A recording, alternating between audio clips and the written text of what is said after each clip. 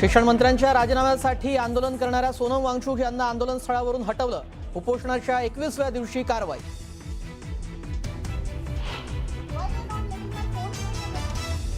आपल्याला सोनम वांगचुक यांना भेटू दिलं जात नाही। हॉस्पिटल बाहेर फोन काढून घेतला सोनम वांगचुक यांच्या पत्नीचा आरोप।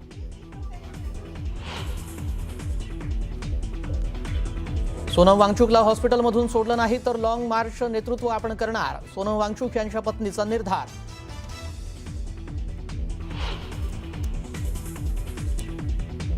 जंतर मंतरवर अभिजित दिपकेंवर एका महिलेकडून शाही फेक, तर आंदोलनात पैसे देऊन गुंड पाठवल्याचा दिपकेंचा आरोप।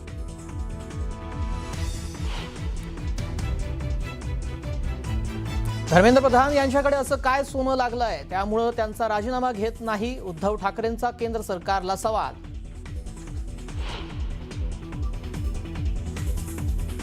सोनम वांगचुक यांच्याबाबत केंद्राची फक्त बघ्याची भूमिका राहिली। आंदोलन आवाक्याबाहेर जात असल्यानं सरकारनं टोकाचं पाऊल उचललं, शरद पवारांची केंद्र सरकारवर टीका।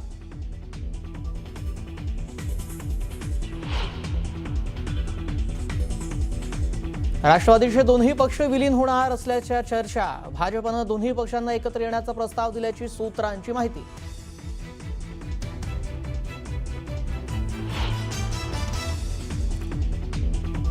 मुख्यमंत्री फडणवीसांच्या बालेकिल्ल्यात उद्धव ठाकरेंचं रामरक्षा पठण आंदोलन, उभाटाकडून आंदोलनाची जय्यत तयारी, मुख्यमंत्री आणि सरसंघचालकांना कार्यक्रमाचं आमंत्रण।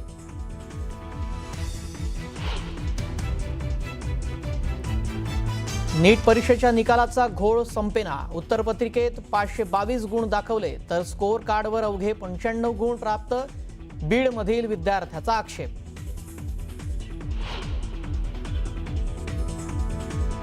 बिश्नोई टोळीकडून आमिर खानला धमकी, लव्ह जिहादचा आरोप करत परिणाम भोगण्यास तयार राहण्याचा इशारा।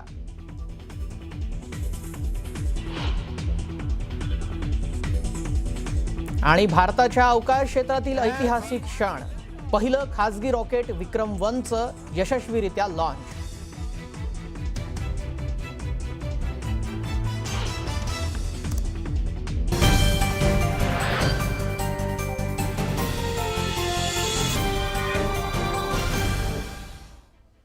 नमस्कार, मी श्रेयस पांडे, आपण पाहताय न्यूज 18 मराठी, आवाज महाराष्ट्राचा। आता बातम्या सविस्तररित्या पाहूयात। नीट परीक्षेमध्ये झालेल्या गोंधळानंतर शिक्षण मंत्री धर्मेंद्र प्रधान यांच्या राजीनाम्याच्या मागणीसाठी सोनम वांगचुक हे उपोषण करतायत। या सोनम वांगचुक यांना पोलिसांनी आंदोलन स्थळावरून जबरदस्तीने आज हटवलं। पोलिसांनी वांगचुक यांना जबरदस्तीने रुग्णालयात नेलं। उपोषणाच्या 21व्या दिवशी पोलिसांनी ही कारवाई केलेली आहे। पोलिसांच्या कारवाईनंतर जंतर मंतरवर मोठा गोंधळ उडाल्याचं देखील पाहायला मिळालं। जंतर मंतरवर पोलीस मोठ्या संख्येने तैनात करण्यात आलेले आहेत। ही 3 दृश्य आपण पाहतोय। दिल्ली पोलिसांनी कारवाई केली, सोनम वांगचुक यांना हटवण्यात आलं। ती दृश्य आणि त्यानंतर जंतर मंतरवर कशा प्रकारे गोंधळ झाला ती दृश्य आपण पाहतोय। ही 3 दृश्य आहेत। सोनम वांगचुक यांना 21व्या दिवशी आज पोलिसांनी कारवाई करत उपोषण स्थळावरून त्यांना थेट रुग्णालयामध्ये दाखल केलं।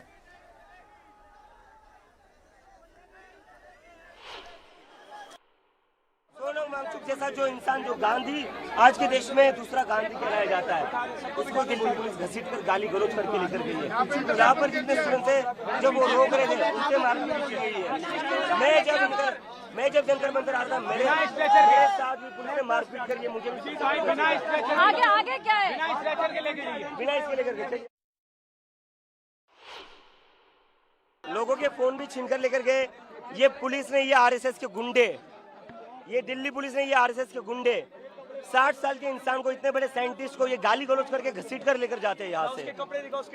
मैं विदेश से अपने देश वापस आया था, मैं कोई क्रिमिनल हूँ? मेरे को इन लोगों ने सड़कों पर घसीटा, मेरे को सड़कों पर मारा इन लोगों ने।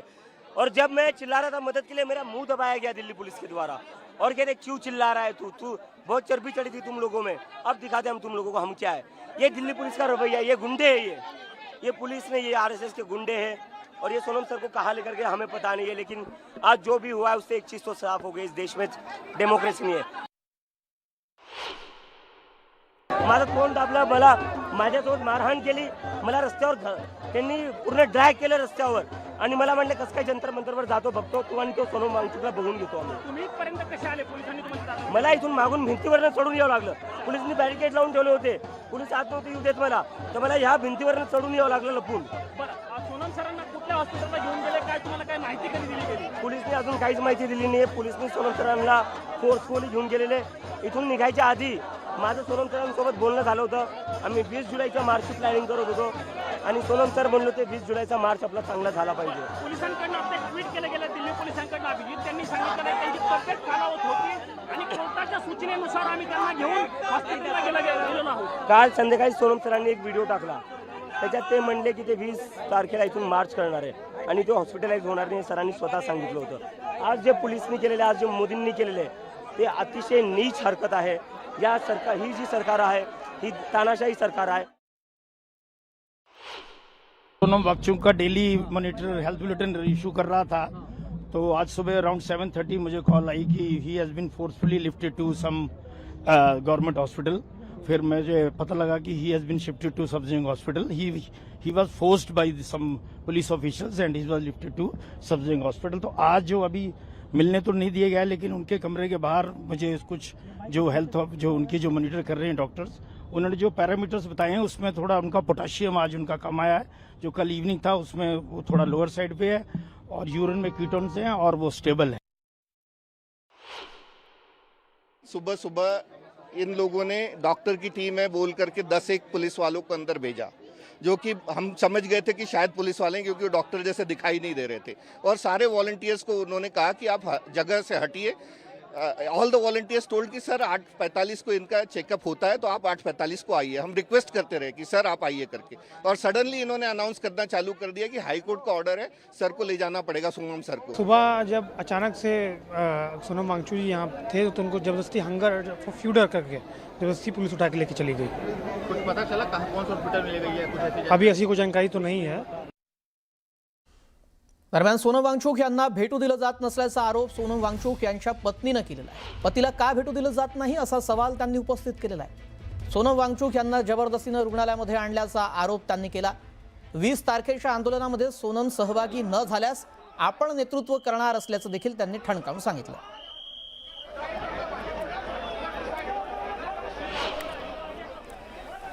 हॉस्पिटल के बाहर खड़ी हूँ जहाँ पर सोनम वांगचुक को एडमिट किया गया है.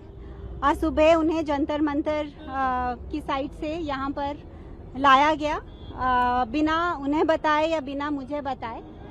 और कल शाम को ही सफदरजंग के ही डॉक्टर्स ने उनका चेकअप किया था और सारे वाइटल्स नॉर्मल थे और पोटेशियम उनका 4.3 था शाम को 4:15 बजे. लेकिन अभी हमें कह रहे हैं कि पोटेशियम 2.9 हो गया है और लाइफ थ्रेटनिंग है.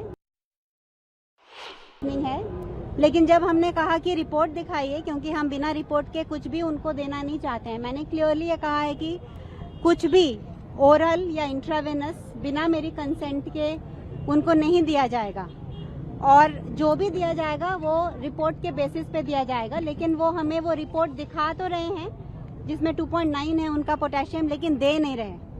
तो इसीलिए ये ट्रांसपेरेंसी की वजह से मुझे ये ट्रस्ट में प्रॉब्लम आ रहा है. और ऊपर से अगर ये मेडिकल ही इशू था तो इतने पुलिस यहाँ क्या कर रही है. फोन हमें क्यों नहीं ले जाने दिया जा रहा सोनम को. तो ये जैसे सफदरजंग हॉस्पिटल नहीं है, जैसे सफदरजंग प्रिजन है ऐसा लग रहा है. इतनी सारे पुलिस हैं उस फ्लोर पे और जो 2.9 ये कह रहे हैं जिसके बेसिस पे ये इंट्रावेनस देना चाहते थे पोटेशियम, जो मैंने मना कर दिया है, वो 2.9 मेडिकली पॉसिबल नहीं है कि एक ही शाम में 4.3 से 2.9 आ जाए. हम एक थर्ड पार्टी लैब से दोबारा वो टेस्ट रिपीट करने जा रहे हैं बिना उनको दवाई देने के पहले और वो बिल्कुल ठीक हो जाएंगे और वो यात्रा के लिए रेडी होंगे. और ये आंदोलन बाकी के बच्चों ने इंक्लूडिंग अभिजीत ने जारी रखा है. और अगर सोनम ना ज्वाइन कर सके वो यात्रा को तो मैं उनको रिप्रेजेंट करते हुए वो यात्रा को लीड करूंगी और वो होगा मंडे को. जो प्लान है वो ऐसा नहीं है कि सोनम को अगर वहां से जबरदस्ती ले आए हैं तो वो रोक सकते हैं. हाँ डेफिनेटली ये तो उनकी रूल बुक का ही एक पार्ट है. ये तो हमको पता ही था कि वो कोशिश करेंगे कि जो मंडे एक्चुअली ये जो पिछले 20 दिनों से प्रोटेस्ट चल रहा है ये एक मिसाल है देश में कि जिस जेनजी को इतना उनके बारे में बुरा भला कहा जा रहा था, उसी जेनजी ने ये दिखाया है कि कितने पीसफुल प्रोटेस्ट से, कितने सही तरीके से हम अपनी मांगों को आगे रख सकते हैं।